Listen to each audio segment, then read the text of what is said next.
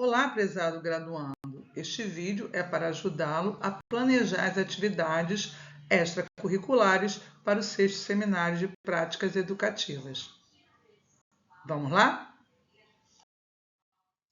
Como começar? Primeiro, buscando as informações na sala da disciplina. Depois, baixe a FAR, a ficha de apuração de resultados, e logo depois, os quadros resumos. Este é o fluxograma de organização, envio e análise da pasta de documentos. Ele está disponível na sala da disciplina e contém os links de acesso aos principais documentos e páginas de envio. Visa auxiliar na sequência de organização e montagem da sua pasta e, por isso, a sua leitura ajudará na organização da pasta de documentos. A FAR, Ficha de Apuração de Resultados, será o nosso guia na organização dos documentos. Ela é composta por 4 quadros. Cada quadro é direcionado a um tipo de formação acadêmica e ou cultural. Esta é a primeira página da FAR, que vem com a identificação do estudante, o quadro 1, que é relacionado à formação complementar na área de educação, e as informações sobre a validação dos documentos pertinentes a este quadro. O quadro 1 é direcionado à formação complementar em educação. Os cursos devem estar relacionados à área educacional. Não serão considerados cursos fora da área. Observe que o quadro 1 tem uma pontuação máxima, 50 pontos, e que cada item do quadro 1 tem uma pontuação unitária e o máximo de certificados que podem ser enviados em cada item. Por exemplo, o item 1.1 aceita no máximo 4 produtos, 4 certificados. A pontuação excedente não será validada. Exemplificando, fiz cursos na área educacional e tenho 3 certificados para comprovação. Um deles tem carga horária de 8 horas, o outro de 15 e o outro de 25. Eles serão considerados no item 1.1, porque tem entre 5 horas e 40 horas de carga horária. Então, eu tenho 3 produtos, 3 certificados, com 10 pontos cada um. Então, só nesse item 1.1, eu vou ter 30 pontos.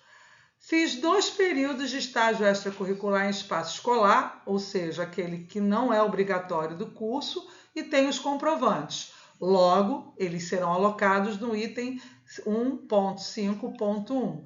2 produtos, ou seja, 2 certificados ou declarações que valem 5 pontos cada. Então, eu vou totalizar nesse item mais 10 pontos.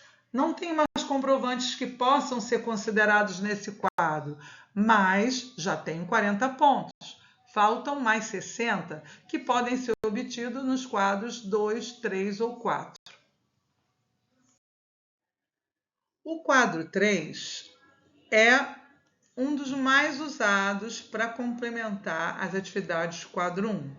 Nele serão consideradas a participação em congressos, reuniões científicas e culturais em educação, ou seja, atividades acadêmicas, além do item 3.8, que considera atividades culturais, ou seja, visitação à exposição, amostras de arte, cultura.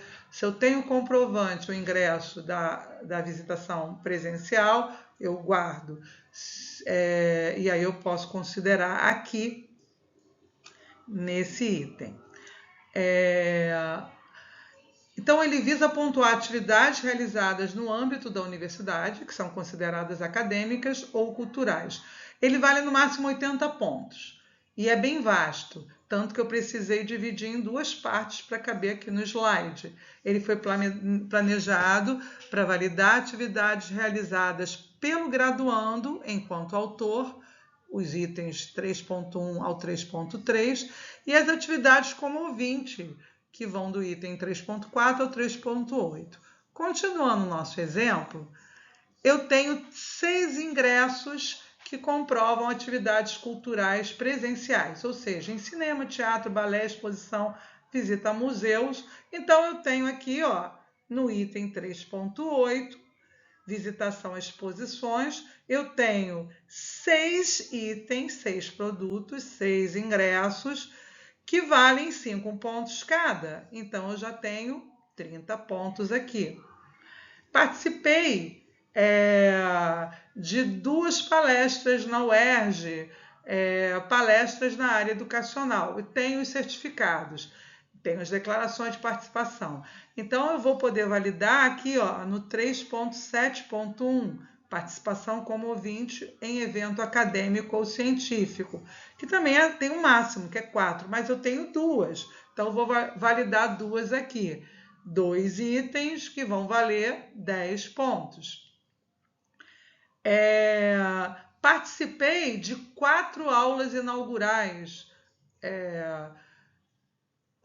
tenho as declarações de participação. Então, eu posso considerar aqui, ó, no 3.4, que aceita no máximo 4 declarações, e eu coloco aqui 4. Elas valem 5 pontos cada, então eu já tenho 20 pontos. Mas, olha só que interessante, acabei de concluir a minha pontuação.